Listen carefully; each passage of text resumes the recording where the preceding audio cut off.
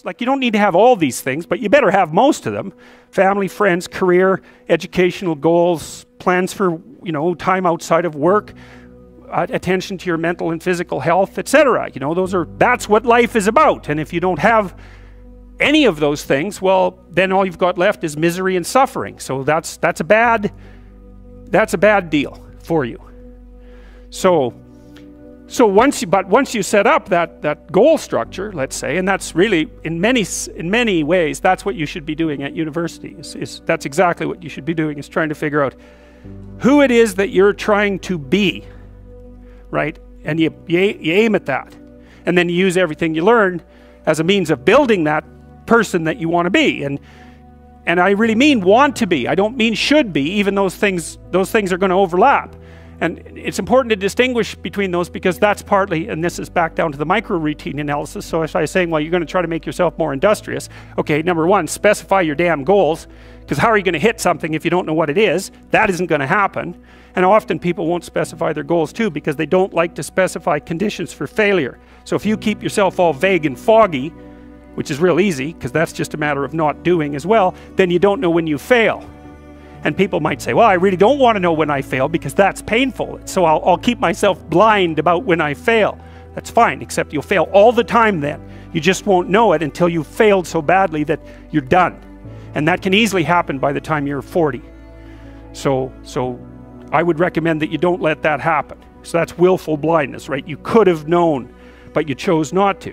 Okay, so once you get your goal structure set up, you think, okay, if I could have this life, looks like that might be worth living, despite the fact that it's going to be, you know, anxiety provoking and threatening, and there's going to be some suffering and loss involved and all of that. Obviously, the goal is to have a vision for your life such that, all things considered, that justifies your effort. Okay, so then what do? Well, then you turn down to the micro routines. It's like, okay, well, this is what I'm aiming for. How does that instantiate itself day to day, week to week, month to month? And that's where something like a schedule can be unbelievably useful. Google Calendar. It's like, make a damn schedule and stick to it. Okay, so what's the rule with the schedule? It's not a bloody prison. That's the first thing that people do wrong. They say, well, I don't like to follow a schedule. Well, it's like, well, what kind of schedule are you setting up? Well, I have to do this, then I have to do this, then I have to do this, you know, and then I just go play video games, because who wants to do all these things that I have to do? It's like, wrong.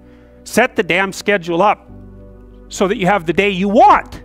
That's the trick. It's like, okay, I've got tomorrow. If I was going to set it up so it was the best possible day I could have, practically speaking, what would it look like?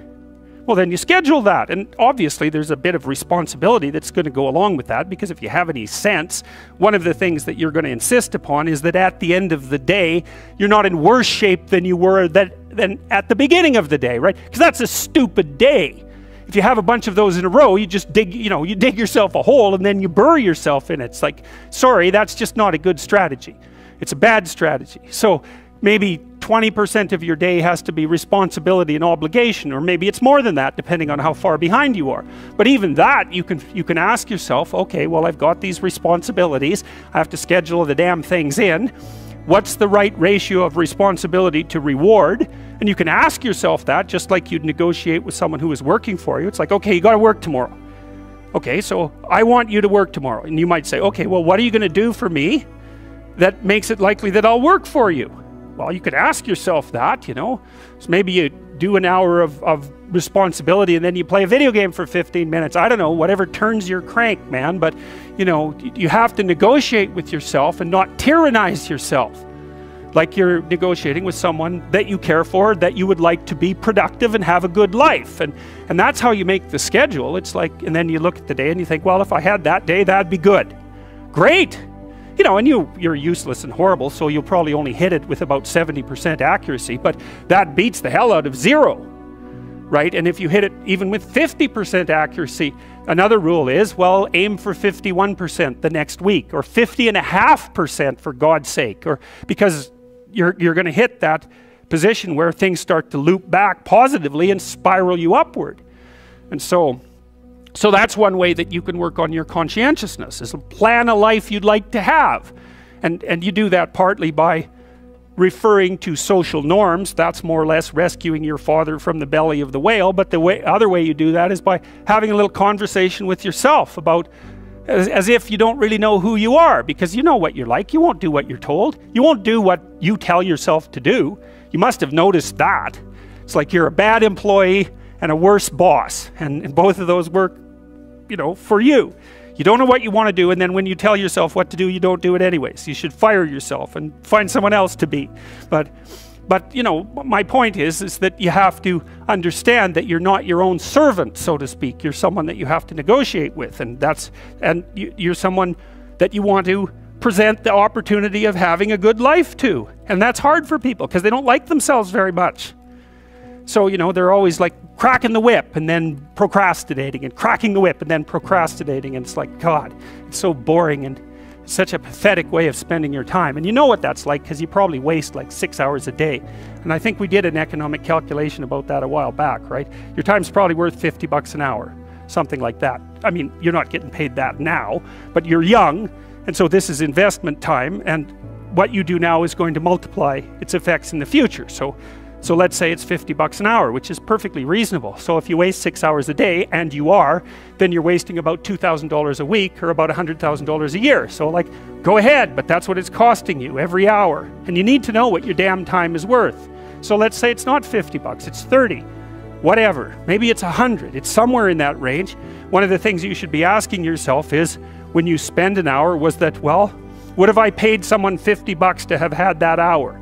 And if the answer is no, it's like, well, maybe you should do something else with your time. And it depends on whether or not you think that your time's worthwhile. But the funny thing about not assuming that is, if you assume your time isn't worthwhile, what happens is you don't just sit around sort of randomly in a state of responsibilityless bliss. What you do is you suffer existentially.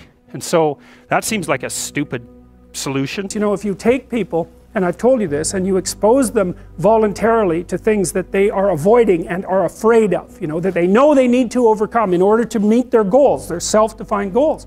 If you can teach people to stand up in the face of the things they're afraid of, they get stronger.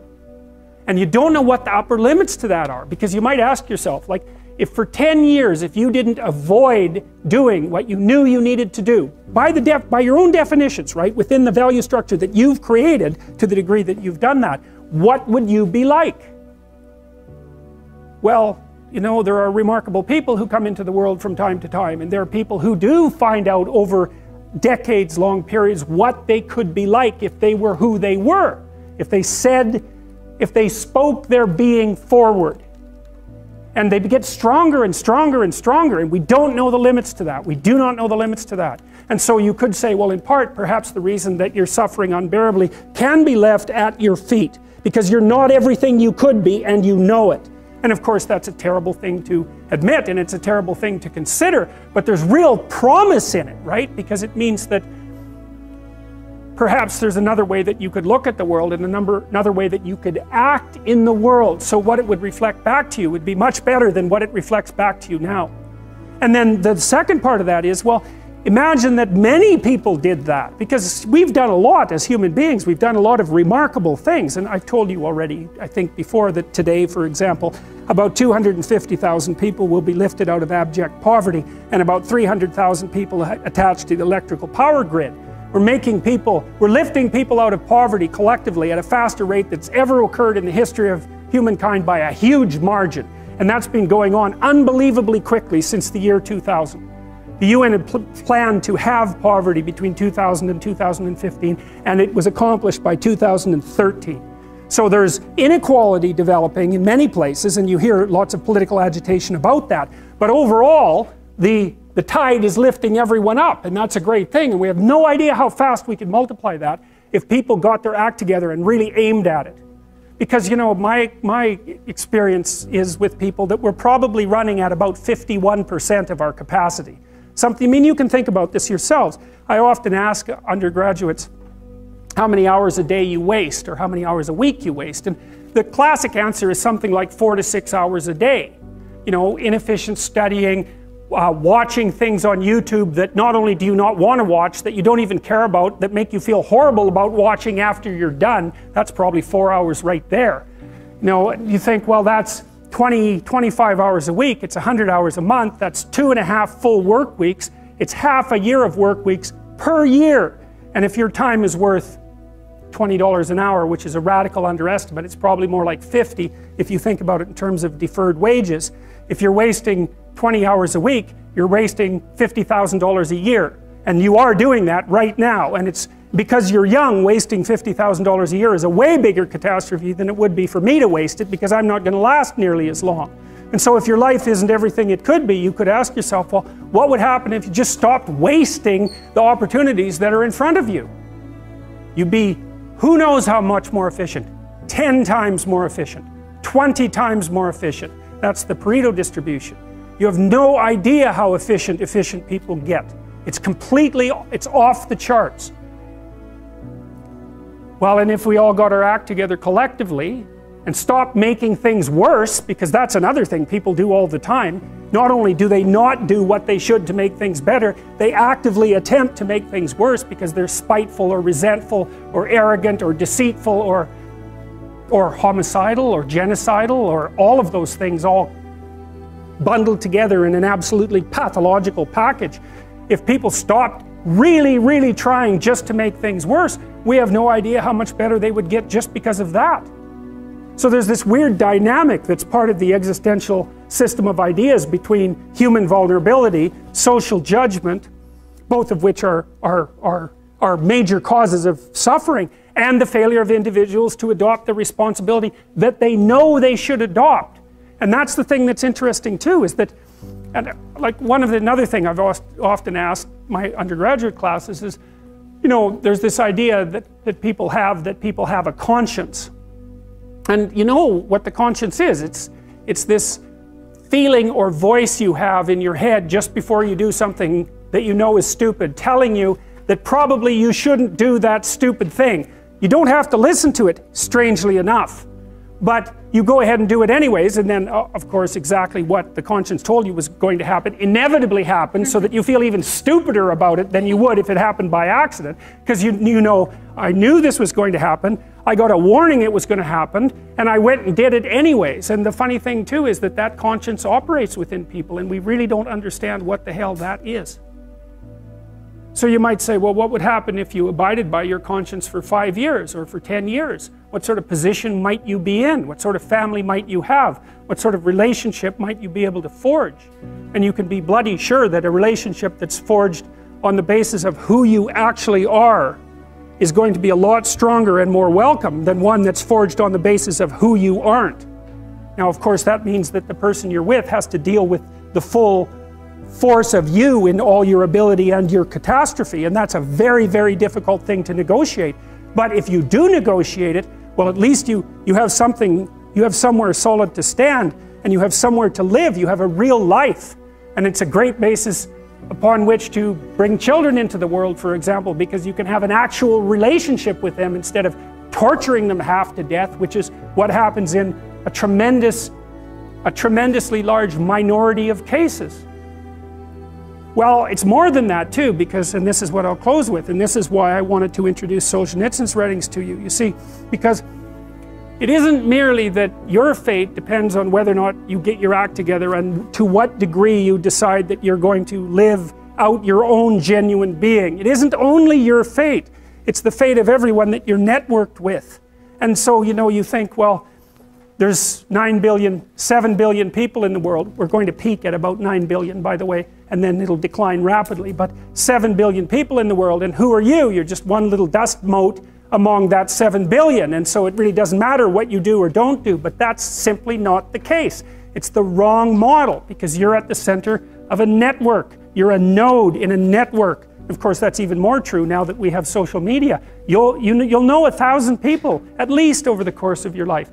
And they'll know 1,000 people each, and that puts you one person away from 1 million, and 2 persons away from 1 billion. And so that's how you're connected, and the things you do, they're like dropping a stone in a pond. The ripples move outward, and they affect things in ways that you can't fully comprehend, and it means that the things that you do and that you don't do are far more important than you think. And so if you act that way, of course, the terror of realizing that is that it actually starts to matter what you do. And you might say, well, that's better than living a meaningless existence. It's better for it to matter. But I mean, if you really asked yourself, would you be so sure if you had the choice? I can live with no responsibility whatsoever. The price I pay is that nothing matters. Or I can reverse it and everything matters. But I have to take the responsibility that's associated with that. It's not so obvious to me that people would take the meaningful path. You know, when you say, well, nihilists suffer dreadfully because there's no meaning in their life and they still suffer. Yeah, but the advantage is they have no responsibility. So that's the payoff, and I actually think that's the motivation. Say, well, I can't help being nihilistic. All my belief systems have collapsed. It's like, yeah, maybe. Maybe you've just allowed them to collapse because it's a hell of a lot easier than acting them out. And the price you pay is some meaningless suffering, but you can always whine about that and people will feel sorry for you, and you have the option of taking the pathway of the martyr, so that's a pretty good deal, all things considered. Especially when the alternative is to bear your burden properly and to live forthrightly in the world. Well, what Solzhenitsyn figured out, and so many people in the 20th century, it's not just him, even though he's the best example, is that if you live a pathological life, you pathologize your society. And if enough people do that, then it's hell. Really. Really.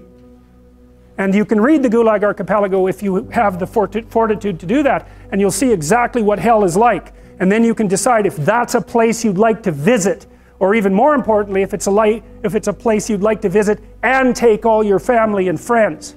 Because that's what happened in the 20th century. How to think about motivation? We'll think about it from the hypothalamic perspective. So we could say one thing that motivation does is set goals. We could say that emotions track progress towards goals. And I'm going to use that schema even though it's not exactly right. So you say, well, motivation determines where you're going to aim. So if you're hungry, you're going to aim at something to eat. And then that will organize your perceptions so that you zero out everything that isn't relevant to that task, which is almost everything.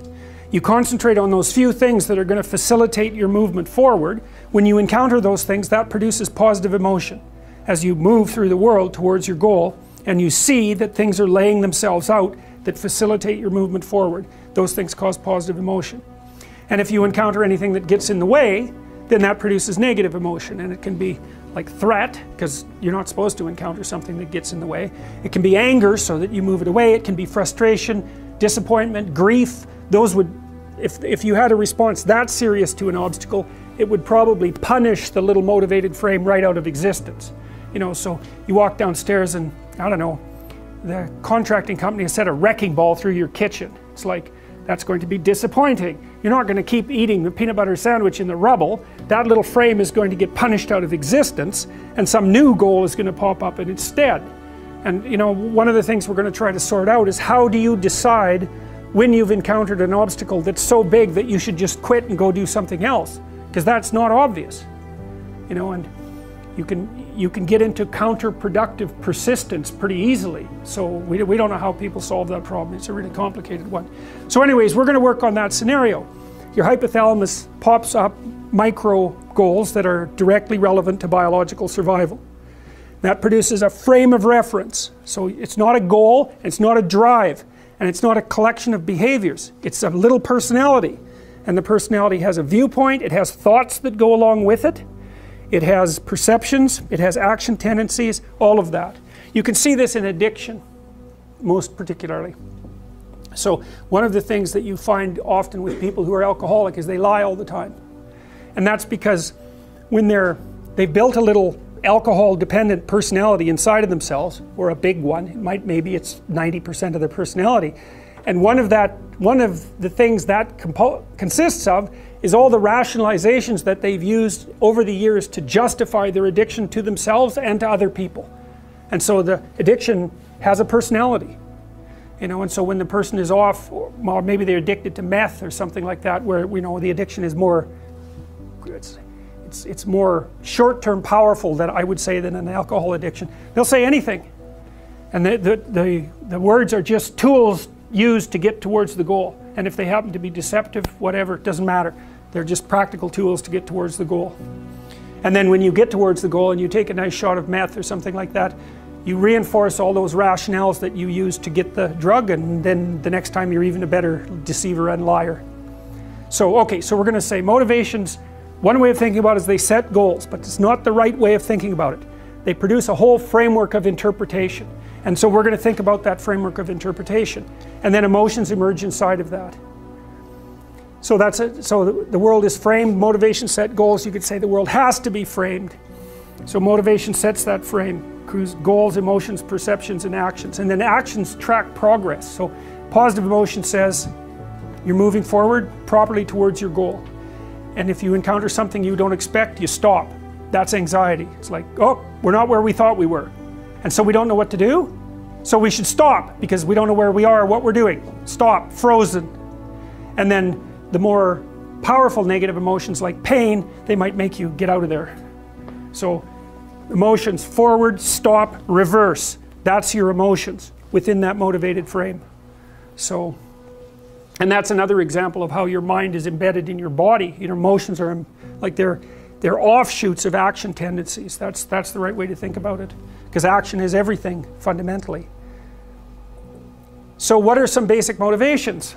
Most of these are regulated by the hypothalamus, by the way, and that tells you just how important a control system it is. The other thing that's useful to know about the hypothalamus is that it has projections going up from it that are like tree trunks, and inhibitory projections coming down that are like grapevines. So you can kind of control your hypothalamus as long as it's not on too much, but if it's on in any serious way, it's like it wins.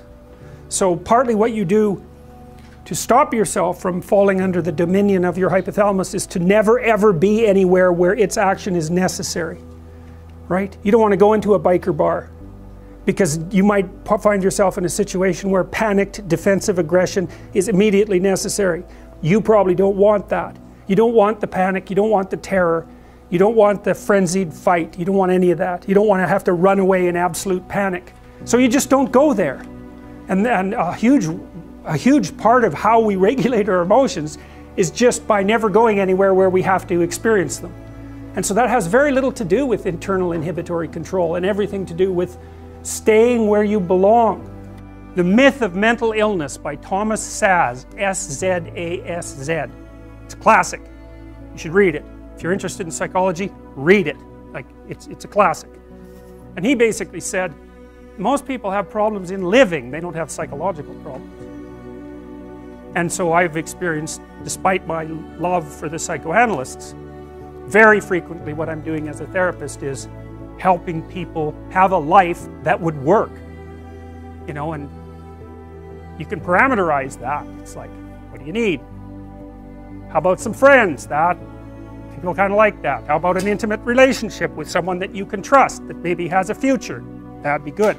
How about a career that puts you in a dominance hierarchy somewhere, so at least you've got some possibility of rising, some possibility of stabilizing yourself, and a schedule and a routine, because no one can live without a routine. You just forget that. If you guys don't have a routine, I would recommend, like, you get one going, because you cannot be mentally healthy without a routine. You need to pick a time to get up. Whatever time you want, but pick one and stick to it, because otherwise you dysregulate your circadian rhythms and they regulate your mood. And eat something in the morning. I've had lots of clients who've had anxiety disorders. I had one client who was literally starving. Very smart girl.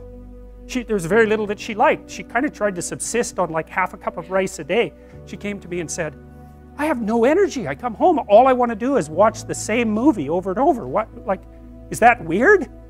And I thought, well, it depends on how hard you work. You know, it's a little weird, but whatever. It's familiar. You're looking for comfort. So I did an analysis of her diet. It's like 3/4 of a cup of rice. It's like, you're starving. Eat something. You know, you'll feel better. So she modified her diet, and all her anxiety went away, and she had some energy. It's like, yeah, you got to eat. So a schedule, that's a good thing, man. Your brain will thank you for it. It will stabilize your nervous system. With a bit of a plan, that's a good thing. You need a career, you need something productive to do with your time, you need to regulate your use of drugs and alcohol, most particularly alcohol, because that does in a lot of people. You need a family, like the family you have, your parents and all that. It'd be nice if you all got along, you could work on that, that's a good thing to work on, and then, you know, you probably need children at some point, and that's life. That's what life is. And if you're missing, you know, you may have a good reason to not be operating on one of those dimensions. It's not mandatory, but I can tell you that if you're not operating reasonably well on 4, I think I mentioned 6, if you're not operating reasonably well on at least 3 of them, there's no way you're going to be psychologically thriving. And that's more pragmatic in some sense than psychological, right? Human beings have a nature, there's things we need, and if we have them, well, that's good, and if we don't have them, well, then we feel the lack. And so behaviorists, behavioral psychologists concentrate a lot more on that sort of thing. You know, it's practical. It's like strategizing. Make a career plan. Figure out how to negotiate, because that's bloody important. Figure out how to say what you need. Figure out how to tell the truth to people. Figure out how to listen to your partner in particular, because if you listen to them, they will actually tell you what they want, and sometimes you can give it to them and maybe they'll return the favor, and if you practice that for like 15 years, well, then maybe you're constantly giving each other what you want. Well, hooray, that would be good.